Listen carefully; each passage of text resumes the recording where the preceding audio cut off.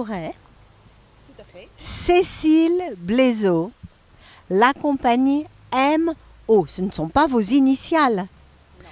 Musique et oralité, c'est ça? Deux dimensions qui m'intéressent prodigieusement. On sort d'une conversation autour de la dématérialisation et du numérique et de la virtualité. La musique telle qu'Élodie Fouret la pratique et le conte, l'oralité, c'est très physique. Alors, qu'est-ce qui a commencé à vous unir dans ces deux démarches, la musique, Élodie, et le travail dramatique, qui n'était pas encore du conte à l'époque, pour toi, Cécile? On commence par moi. Qu'est-ce qui... en fait, d'être en relation directe avec le corps, la voix, et puis une histoire, un texte littéraire. Voilà, c'est ça qui a motivé le fait de rencontrer Élodie avec sa musique, où elle était vraiment en matière avec son violoncelle, en prise de corps direct. Ça te va? Tu veux... moi, je partirais de ça, un peu simplement. Le spectacle vivant, où on est directement en lien, les deux personnes qui effectuent l'acte, mais aussi face à un public bien vivant et bien présent. Ça, c'était très important. Pour ta musique, tu veux en parler? La musique, en soi, c'est vivant à la base. Et c'est vrai que pour ma part, pratiquer la musique, c'est toujours en échange avec quelqu'un d'autre, que ce soit une plasticienne, comme Cécile peut l'être, sous le nom de Lily Wave, que ce soit une comédienne, une danseuse. Voilà, je trouve que la musique accompagne bien le corps, voilà, et que c'est important, et que ça reste vivant. La musique, c'est du vivant aussi. Alors, oralité, évidemment, on pense à transmission orale. Et je sais, toi, Élodie, que tu es une créatrice permanente, puisque tu ne joues pas de partition préétablie, tu m'arrêtes si je me trompe, que tu travailles en improvisation et que finalement, l'écrit n'intervient que très peu dans ton art. Donc, oralité, c'est tout à fait surprenant, effectivement, pour une musicienne qui joue un instrument comme le violoncelle, qui n'est pas un instrument africain, qui n'est pas un instrument asiatique. Je parle de culture où l'oralité et la transmission orale ont encore cours. Le violoncelle, malgré tout, pour le violoncelle, des partitions écrites ont existé et continuent d'exister.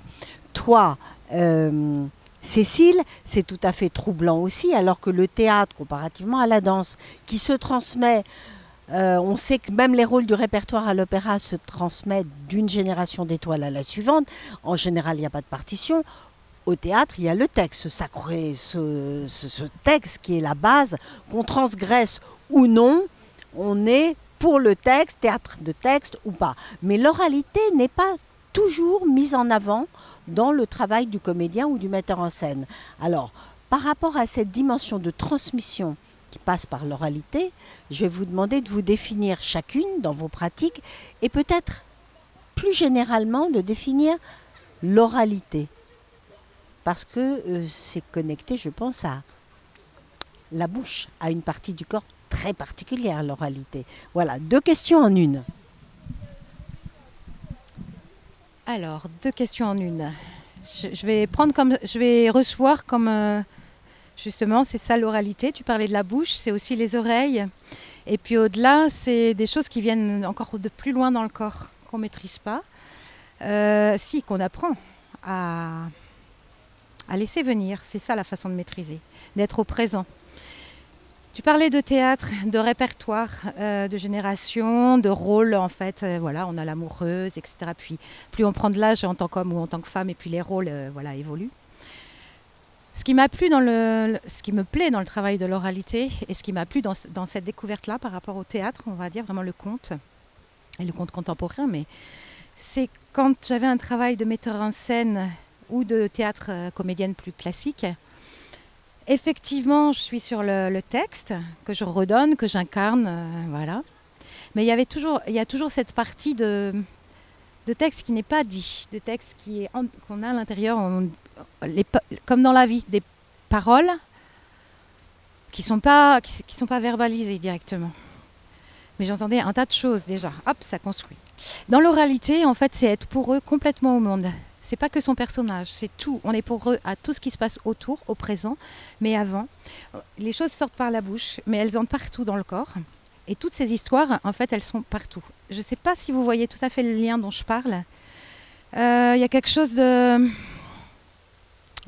beaucoup plus large, de beaucoup universel. Je ne veux pas réduire à ça, mais c'est des histoires d'avant, de pendant, d'après, et dans le corps, ça circule de partout. Et quand on s'adresse en fait au public, on s'adresse à la tête, on s'adresse au cœur, et on s'adresse à tout ce qui s'appelle l'espace intérieur, le monde intérieur, l'inconscient. Et toutes ces histoires qui viennent en fait du conteur, c'est tout cet espace-là. Et c'est complètement physique, l'acte de raconter. C'est tout. Voilà, c'est ce que je voulais dire. Et du coup, pour moi, c'est beaucoup plus large. Je suis et à la fois comédienne, et à la fois metteur en scène, et à la fois, en fait, je vais oser le dire, spectatrice de ce qui m'arrive, en fait, quand l'histoire vient à moi. Ce qu'on m'a transmis, ce que les conteurs m'ont transmis, c'est que le conte, c'est comme un oiseau qui vient se poser sur ton épaule. Tu n'as pas choisi l'oiseau, c'est lui qui te choisit, qui se pose là pour que tu puisses raconter son histoire, et puis un jour il s'envole. C'est juste ce temps-là. Voilà. Eh bien, alors, comment dire, la musique. Donc tu parlais du fait de l'écrit. Et je suis passée beaucoup par l'écrit, bien sûr, et j'en suis vite ressortie, car je me suis aperçue que lorsque je jouais du violoncelle, que j'interprétais une partition, ce que j'aimais, c'était justement de ne plus avoir la partition. Parce que tout d'un coup, il y a une forme de liberté qui s'impose à toi. Et voilà, ça c'était mes moments quand j'étais au conservatoire, mes moments de liberté. C'est rigolo parce que c'était pendant les examens, ce qui pouvait être tu vois, un moment un peu stressant. Mais voilà, et le partage. Et ce que j'aime dans la musique, c'est le partage. Jouer toute seule en soi, pourquoi pas? Je ne sais pas vraiment le faire. J'aime avoir un autre corps à mes côtés, une autre voix, un autre regard. Et je vais me nourrir de tout ça. Et c'est comme ça que je travaille, c'est comme ça que j'évolue. Et donc oui, on va parler d'oralité, on va parler d'oreille. Et il faut savoir écouter, il faut savoir entendre, interpréter d'une certaine façon. Et avec un objet mort, qui est une partition, pour moi c'est un objet mort, on manque un peu de ça, voilà. Et le corps en plus se referme derrière ce genre d'objet ou voilà l'écriture. Donc voilà, je trouve que le corps c'est la meilleure façon de s'exprimer, et qu'on soit danseur, qu'on soit musicien, comédien, tout passe dans le corps et après voilà, les choses se font naturellement. Alors Cécile, tu disais, l'oralité, c'est pas seulement la bouche, c'est l'oreille. Et moi, j'ai envie de dire, tu parlais de choses qui venaient du plus profond, tu parles de corps. J'ai envie de dire que le théâtre, la musique aussi, bien entendu, mais ça, on y pense immédiatement. On ne pense pas toujours le théâtre de cette façon. Le théâtre, c'est l'art du son. Parce que l'objet dont tu parles depuis tout à l'heure, je pense, avec tout ce qui peut véhiculer comme sens, comme émotion, c'est le son. Le son, pas nécessairement reproducteur d'un écrit.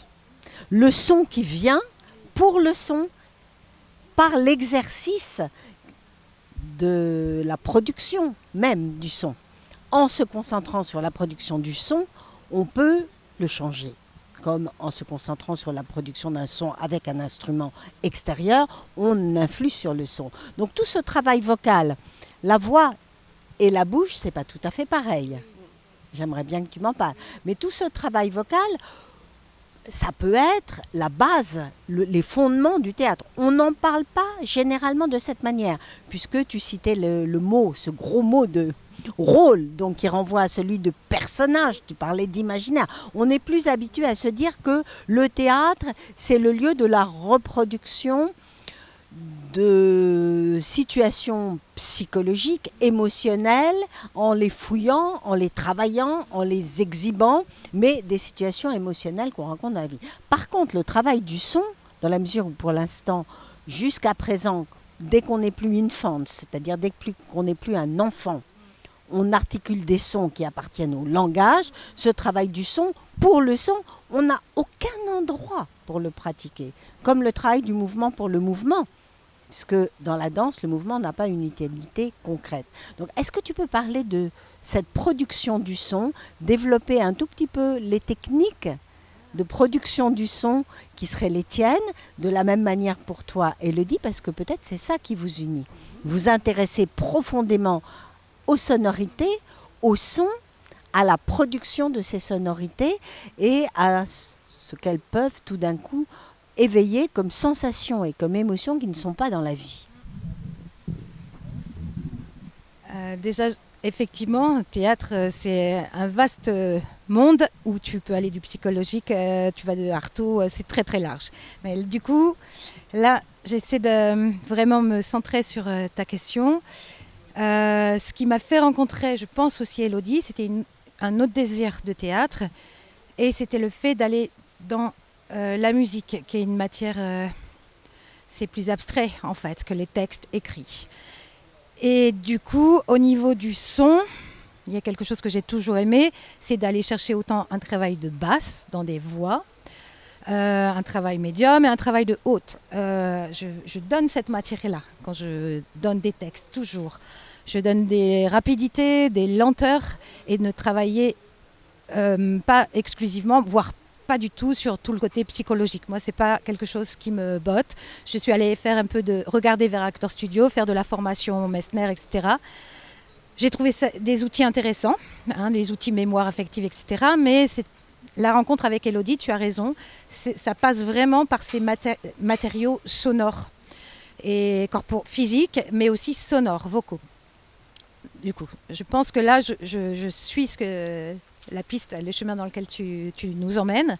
Et ça a vraiment été intéressant. Comment on s'amuse sur un même écrit, on va dire, à donner de la basse, du vocal, du rythme, etc. Et avec Élodie, au contraire, moi je tiens un texte sur une même ligne vocale et Élodie, elle change le rythme musical et on arrive en fait à découvrir des nouveaux domaines. C'est vraiment ça, c'était ce qu'on a vraiment cherché au début de notre rencontre et ce qu'on cherche toujours ce matin en répétition. Un même texte que je venais d'écrire, un conte que je reprends.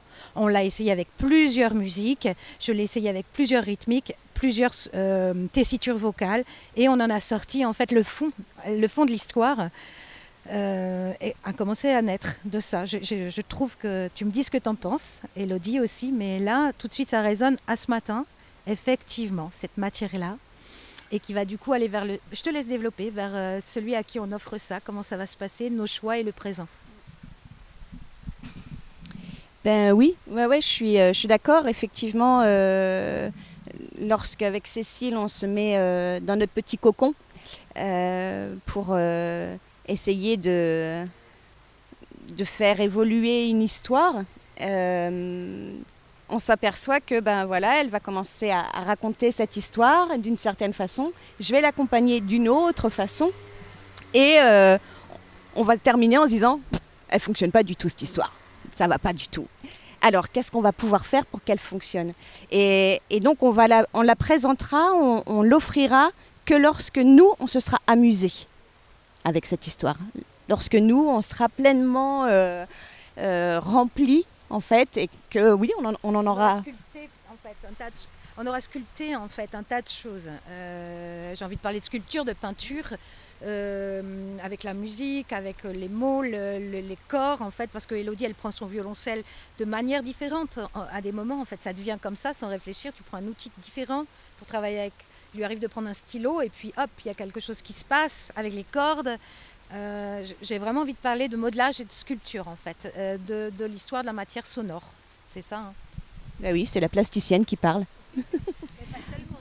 Alors, on parle de son. C'est peut-être plus facile pour Cécile que pour Élodie qui généralement a son violoncelle. Est-ce que tu peux nous produire un son là tout de suite ? Un son. Bah toi aussi. Non, moi celui qui arrive comme ça ? Ouais. Oh.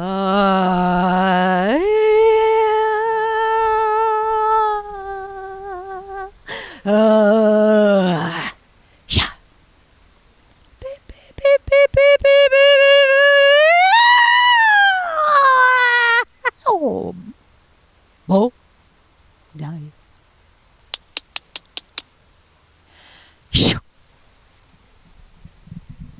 J'espère que ça aura été dans le micro. Et toi, avec la voix, de temps en temps, tu produis des sons en jouant? Ah oui, tu veux que je produise des sons? Oui, j'aime bien. J'aime beaucoup les sons comme des.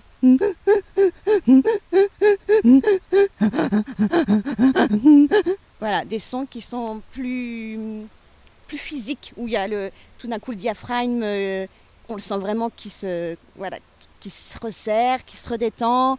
Et le fait que c'est pas la voix qui porte, mais c'est peut-être plus intérieur et je saurais pas te l'exprimer en fait autrement. Alors, il y a un énorme travail technique quand même quand on produit du son. Il suffit pas de se dire tiens, je vais produire un son, parce qu'on est tellement habitué à ce que le moule produise des syllabes qui appartiennent au langage parlé de notre langue maternelle la plupart du temps, que trouver des sons, aller les chercher au profond, ou trouver des sons qui n'ont pas été produits ou qu'on n'a pas l'habitude d'entendre, ça demande malgré tout une technique. Ça ne vient pas tout seul puisque on est très conditionné, comme je disais, à utiliser la voix pour parler normalement, avec le langage verbal. J'avais posé un tout petit peu la question à Cécile, mais je viens d'entendre que tu parles de diaphragme. J'ai envie de te poser la question de ces techniques possibles qui sont parallèles peut-être à celles du chant lyrique, du chant choral, du chant de variété, des techniques vocales que tu aurais abordées. Est-ce que tu as quelques mots à en dire? Alors là, Karine, tu t'adresses à la mauvaise personne, puisqu'en fait, effectivement, je t'en avais déjà parlé, le violoncelle, je l'ai appris en conservatoire avec des techniques très particulières et très exigeantes qui m'ont apporté énormément. La voix, on n'y a jamais touché. Alors, effectivement, j'ai été vers des chanteurs, chanteuses pour m'aider parfois sur des chansons que je pouvais interpréter pour être à l'aise et pas m'abîmer la voix. Mais je suis quelqu'un qui fonctionne dans l'instinctif. Donc, tous les sons que je vais pouvoir faire, effectivement, lorsque je vais faire les... il faut que je puisse le reproduire. Et ça, c'est une forme de technique. Probablement, dans la danse, on a exactement la même chose. Et donc, oui, je vais créer des sons, tâcher de les reproduire au plus fidèlement possible et aussi de laisser faire. C'est-à-dire que il peut se transformer.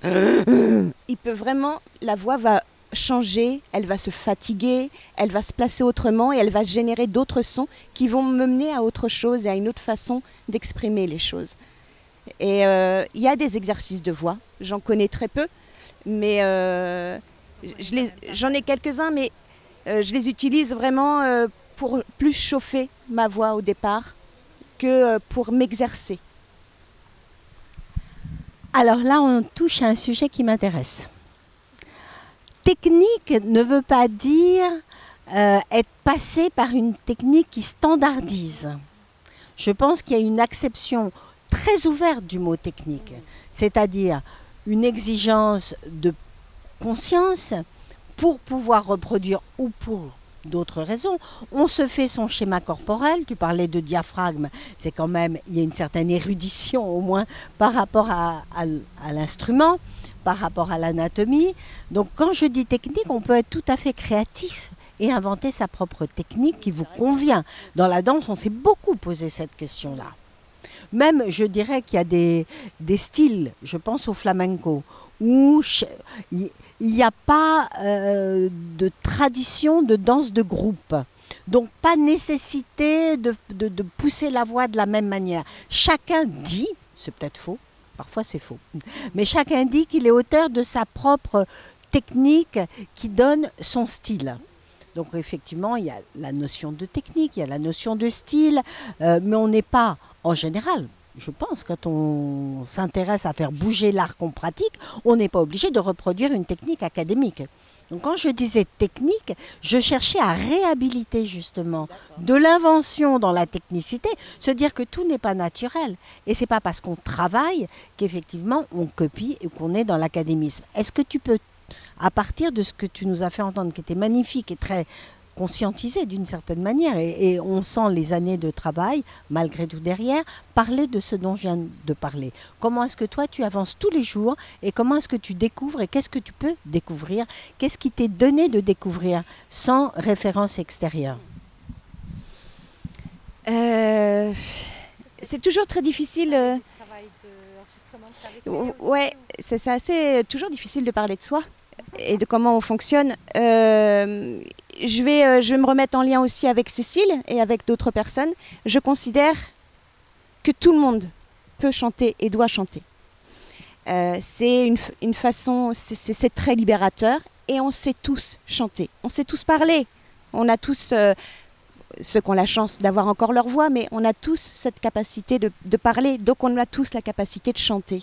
Et quand je retrouve un individu comme Cécile qui vient me dire au tout début je ne chanterai pas, on m'a toujours dit que je chantais faux, d'autres élèves que j'ai pu avoir, des amis qui viennent pour partager ça, je suis pas d'accord.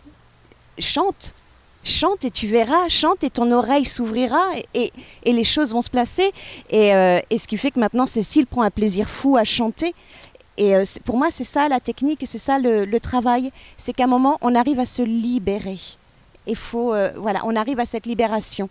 Et il s'avère que Cécile parlait des enregistrements que je faisais. Et effectivement, je vais instaurer une voix qui va faire, par exemple, qui va tourner en boucle, mais que je vais faire tourner en boucle pendant 2-3 minutes. Et ensuite, en réécoutant cette voix-là, très très rapidement, je vais installer une autre voix. Voilà. Et ça va être des rythmiques et quelque chose de vivant qui va se mélanger, qui va créer un tout. Oui, enfin, il y a quand même la musicienne là derrière, parce que ce que tu viens de faire, c'est effectivement, ce sont des notes, et des notes que tu as entendues. Donc effectivement, tu as commencé par parler, non pas de la bouche, mais de l'oreille, chanter faux, chanter juste, ouvrir ses capacités d'écoute, élargir ses capacités d'écoute, y compris des sons et des notes, c'est peut-être ce qui manque et qui fait qu'on chante faux. Il ne s'agit pas que d'avoir une voix forte. Ou belle. Alors, j'ai envie de terminer, puisque le temps nous est compté, ça passe très très vite avec vous deux. J'ai envie de retourner vers cette notion de conte. Tu me parlais tout à l'heure de nouveaux contes. Je ne savais pas qu'il y avait cette tendance, parce que je me disais, mais quelque chose me heurte quand j'entends nouveaux contes. C'est complètement idiot, parce qu'il y a eu nouveau cirque, nouvelle marionnette, nouvelle vague, nouveau, bien sûr. C'est évident, nouveau conte. Mais quand même, pour moi, le conte de tout temps a su intégrer l'actualité. C'est-à-dire que l'histoire racontée, justement, on parle de tradition orale, n'est jamais tout à fait la même. Selon la région où le conte voyage, il change, comme une danse d'ailleurs. Selon la période historique où le conte restitue son contenu narratif, le conte change. Donc pourquoi parler de nouveaux contes en introduisant, tu disais, les nouvelles technologies? Peut-être c'est tout simplement de la nature profonde du conte d'être nouveau et non pas ancien, parce qu'on a l'impression qu'il s'agit d'une technique archaïque. En fait, c'est plutôt le mouvement du renouveau du conte. Le nom exact, c'est le renouveau du conte dans les années 60-70. Et aujourd'hui, effectivement, on a tendance à parler de nouveaux contes avec des conteurs très jeunes, qui ont 25, 30, 35 ans. C'est jeune pour un conteur, en fait. Effectivement. Du coup, quoi te répondre que je suis complètement d'accord. Le conte, ça n'a pas d'âge. Ça n'a ni âge, ni... Ça voyage. Après, c'est Monsieur Jung, etc., Marie-Louise von Franz. C'est partout, en fait. Ça suinte. Et surtout, ça se transforme, ça mute tout le temps tout en gardant ses racines. C'est continuellement en mouvement. Ça parle d'aujourd'hui, ça parle d'hier, ça parle aux jeunes, aux anciens. Et c'est polysémique, c'est vraiment quelque chose qui voyage. Est-ce que je réponds à ta question en te disant ça? Pas tout à fait. Pour être très concret, pour terminer, est-ce que tu te vois, par exemple, au moment où tu restitues un conte, je ne sais pas de quelle région, puisque le monde entier est concerné, introduire la notion de Covid-19 en parlant du même conte, ou du même serpent, ou du même mal, ou du même bien, ou du même poison, tu vas tout d'un coup le nommer Covid-19 parce que nous sommes en 2020. Est-ce que c'est possible dans la restitution d'un conte ? Alors, ça, pour moi, conteuse, c'est possible. Tout dépend de la manière dont... En fait, ça ne doit pas casser les lectures différentes. Il faut vraiment trouver le chemin pour la polysémie dont je te parlais tout à l'heure. Et puis, ne pas briser ce qu'on appelle le monde invisible. Le monde invisible, voilà. C'est très ténu, en fait. C'est comme l'amour, ça peut se casser en 2 secondes, cette histoire. Donc, il y a les mots à trouver et il y a les respirations. Mais je ne m'interdis pas du tout de parler de ce qui se passe aujourd'hui, d'être brutale, d'être rock'n'roll, je ne m'interdis pas du tout ça.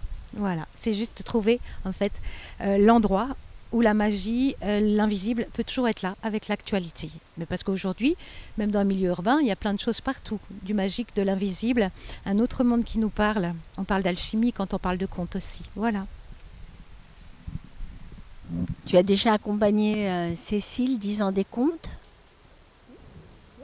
Oui, parce que je pensais que c'était assez récent, le rapport entre Cécile et le conte. C'est récent, effectivement, c'est récent, mais ça a toujours été là, bien présent chez elle depuis toujours en fait. Le conte, ça l'a toujours accompagnée dans sa création, dans son écriture. Oui, dans mon écriture, mais j'étais timide, quelque part, je ne laissais pas la parole partir toute seule. Il fallait que j'écrive ou que je récite. Réciter, c'est un gros mot, mais vous voyez ce que je veux dire, quoi. Voilà, on n'a plus beaucoup de temps. Hein. Alors, je vais peut-être dévoiler un secret. Nous allons faire une annonce publique à travers cette clôture d'émission. Vous préparez toutes les deux un spectacle pour les très petits, très jeunes. On dit les petits parce que c'est maternelle. Maternelle, entre 2 et 5 ans. C'est une idée qui est née pendant le confinement. Donc, je crois que la période de confinement nous a permis d'observer. Vous avez observé l'arrivée d'animaux dans des contextes urbains, me disiez-vous tout à l'heure, à découvrir la saison prochaine. Oui, oui. Nouveau spectacle qui passera d'ailleurs au Dansoir. Et hélas, les meilleures choses ont une fin. Nous serons en appétit, en éveil oral, guettant l'arrivée de ce nouveau spectacle de la compagnie MO, Cécile Blaiseau et Elodie Fourré, de sensibilité, toujours en action, toujours innovante, jamais académique, jamais prisonnière.